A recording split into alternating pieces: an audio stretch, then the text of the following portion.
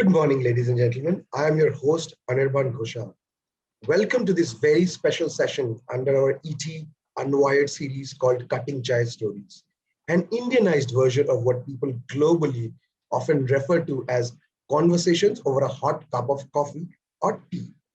The series is geared towards identifying leaders and understanding the very traits, routines, and thought processes that makes these leaders stand out in the industry across different sectors and verticals. During the conversation, we'll try to get a glimpse of the person, both personal and professional, who not only takes critical business decisions, but ensures that the revenue clock keeps ticking. And today, we have with us a very special guest, a global technology leader with rich consulting experience in leading enterprise strategy and services. He's helped companies with international expansion in knowledge-driven industry ecosystems across emerging and key developed markets. Our guest has led the Cloud Business Transformation Initiative and has been a trusted advisor for building strategy for customers across industries. Without further ado, let me welcome Mr. Rajiv Arora, Global IT Hub Lead, Siemens. Thank you for joining us, Rajiv. Hi everyone, thank you for inviting me for this Cutting Chai series of yours. Really privileged to be part of this. I'm really humbled that I'm one of those leaders whom you are looking at to have a brief background of me and how I really driving transformation at a global level. Thank you for that. Welcome once again. So let's start. We are witnessing true transformation around businesses around the world.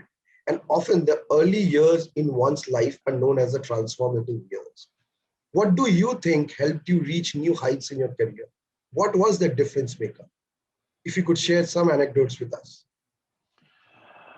That's a very good question, Ariban. I had a very exciting, I would say, transformative 30 years of my experience working for large multinationals, both in the American continent as well as in the European continent. Typically, as everyone, I really grew up from my basic groundwork of a developer, grew up my ladders. But one of the major transformative experience which I had working for a large investment banking called UBS in Liverpool Street, where I was one of the program manager driving that particular driving that particular large account, were very transformative for me. There, the UBS was looking for an outsourcing, and typically India was a big outsourcing land at that time. But my experience of initial connection, understanding the culture, understanding the behavior of our UBS associate that time was the comfort was there with India and outsourcing, but the initial political unrest in the country was not giving them a comfort. And that's when I took a bold step while working for a software service company that let's set up a big outsourcing center out of Singapore. And I was the one who actually won that large deal against my large competition in the country and set up a large UBS investment banking outsourcing setup in Singapore. Now that was a turning point for me as a transformator because nobody had ever imagined that Singapore could be an outsourcing setup. That's one. Second, when I was really actually going through sharing my journey all my life, and suddenly I was presenting in Malaysia in one of the outsourcing session, where I presented at how UBS over a period of 5 years of my journey working with UBS grew up from about 100 people to 1,500 people across 3 continents and getting some Euro Money awards. That was a turning point for me where I actually was picked up by a company called GE Capital to become a CIO for a company like GE in India. So that was a transformative experience, and coming to GE Capital was again a very transformative where I actually transformed the home loan, the personal loan, and the credit card business, which was one of the largest for GE Capital at that time. So this has been my journey to be transformative, and then actually after that, my career path took a hockey stick sort of a growth in the area of transformation, and that's where today I am driving the digital transformation within Siemens from an IT as a function. From a transformator to somebody who also has been an influencer, right, to a certain extent. But who is your influence? Who is your role model and why? Ariban, I have been looking at multiple leaders, starting from Satya Nadella, how he transformed when he took over from Steve Ballmer, how Indira Nooyi had transformed the Pepsi. But for me, the role model has been always Ratan Tata from a Tata Group of companies. But I really found that he was a visionary. He was always thinking way beyond what we could even think of it. Second, he was known for his humility, especially in these times also when we have a pandemic. And there are many more examples. Third, I really found that he was a decision maker. And when I say decision maker, he was a young entrepreneur also. He launched a lot of new companies and took them to new level. He inspired people, which is a key thing for any leader to drive it out, especially in this transformative time. And more important, he was a risk taker. He took number of risks. So I have been always looking forward at Ratan Tata that how I can learn from his way of working, his way of leadership style, and bring those kind of a qualities and behavior into myself.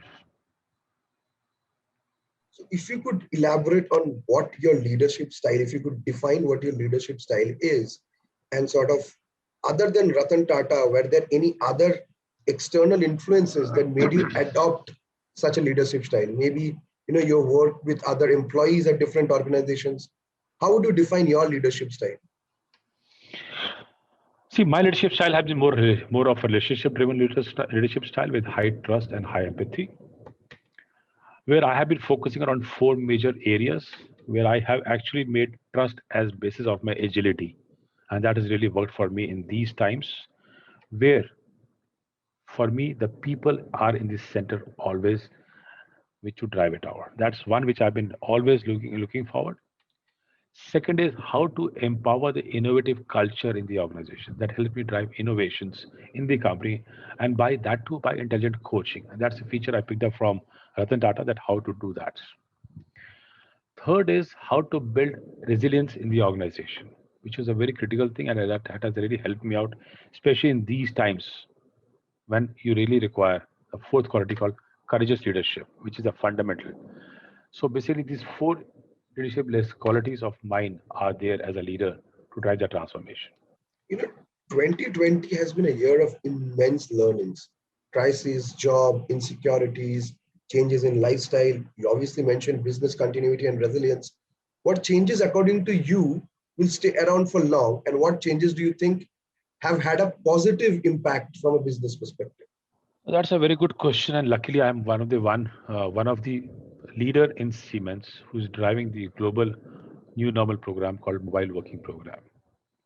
Siemens as a company has announced that at a global level, we would work from our mobile places 2 to 3 days in a week as a mandate, which required us to look at this change in a holistic approach.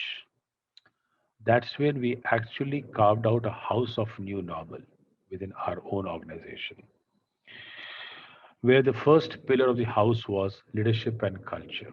How do we drive the transformation of leadership, which is a predominantly a manufacturing organization, into a organization to work in this digital economy right now? How to build that trust and empathy with our associates globally.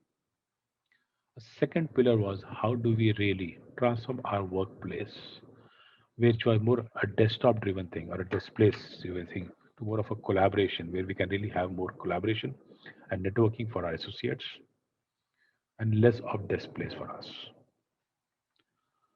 Third was on ensuring the mental well-being of our employees, because in these times we all are working from home, and suddenly that blur of the between the work life and the private life has been really removed already completely, which brings a lot of stress for our people, which also drives that we need to be more inclusive because we need to respect the culture, respect the time zones of the people. So how do we drive that employee well-being is our third pillar. And a fourth pillar was around technology and tool, which I was leading myself. And I had actually prioritized three unique priorities. The first one was how do I really make my workplace more digital savvy? When I say digital savvy, meaning how do I ensure that my people, all employees worldwide, are having a mobile device to connect to an office? How do I ensure that he or she gets connectivity at home with a defined SLA so that he or she can create a business impact? Third is sitting at a mobile place. How can I really provide him a support called touchless support when I call it out, which could be leveraging the technology like AI or by chatbots or various tools. Fourth, how do I ensure that every worker are connected not only in the office but also in the factories to drive it out?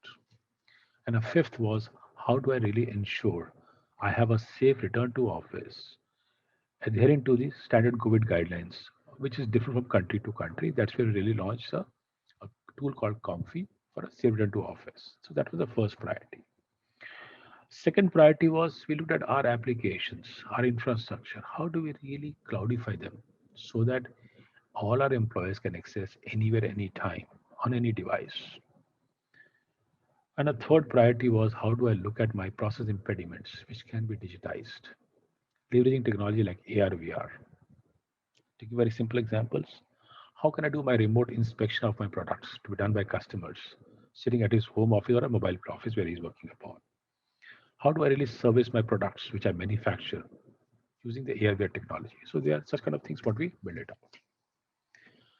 We also looked at the fourth area that how do we drive the transformation of the learning of our people also because now things have changed. So how do we drive the persona-based learning of our people? How can we leverage that?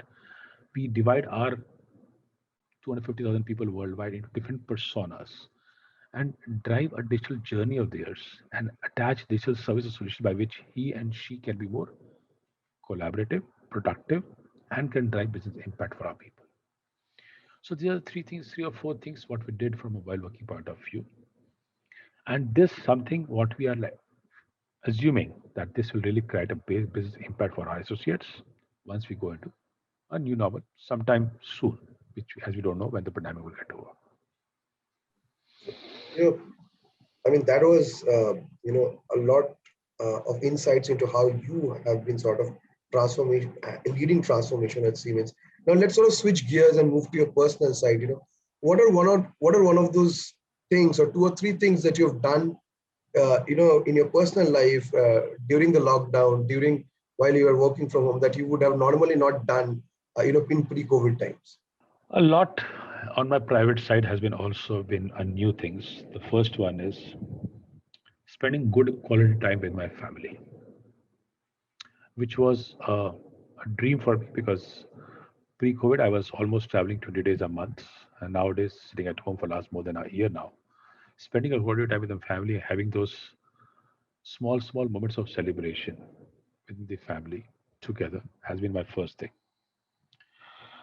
Second is what has also transformed me that respect the humanity.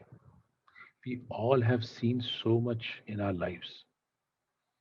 The the giving of from him as from the God is so much that we need to respect the humanity and be thankful to him for what all we are given, for the even small breath what we take and what we've seen that what actually happened in this second wave of this oxygen thing, that even oxygen was a big problem. So thanks to we learned that we should be thankful to him for all what he's given, even those few breaths what we have is thankful to him. That's one big thing what we learned it out, which I would have never thought while I was working and traveling before pandemic.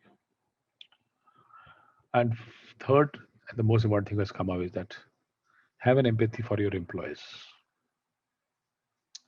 I have built a habit of calling all my associates actually who were sick almost on a daily basis, get to know their families, helping them out, which I would have never got a chance had there been no pandemic to learn. So with this, I have built a strong bonding with some of the associates and their family members, and and this relationship will carry for long years for me. That I believe. So there are three things which I have learned on a private life. Got it. Before we let you go, and uh, what you are somebody, you're somebody who's in a position that a lot of people will aspire to be in that position, right? And as you know, today, there is knowledge economy, there is information overload, and there are lots of students who are aspiring to be in your position. So what would be the 2 or 3 pieces of advice that you would give to an aspiring engineer, who wants to reach one day where you are today? So there are a couple of things which I can share for the new engineers or the new millenniums. The number one is be a continuous learner all your life. Because if you learn, you'll be always growing your mind. So that will develop your mindset to be growing always. And that will also help you learn not only technology, I would say learn the soft skills, learn the way of working in different cultures, learn the way of being empathetic, learn the way of building a trust with associates. So when I say learning, learning goes across all.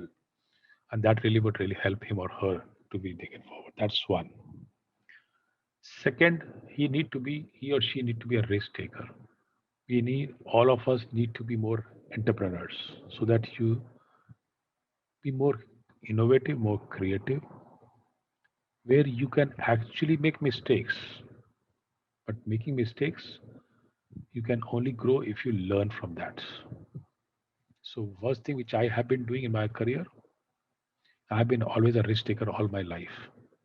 And I've made mistakes, I've learned a lot from the mistake and then grown. So I would say second is one need to be more risk taker to drive it out, and that's will let it out. And third, and the most important thing again, build relationship with people, build network of people. Because with network, you can build communities. With communities, you can create network effects. And that can really help you grow in your career paths. So there are 3 things, Anirban, I would say from my side, from my experience of 30 years. Thank you so much, Rajiv, for joining us at this special session of Cutting Chai brought to you by ET Unwired.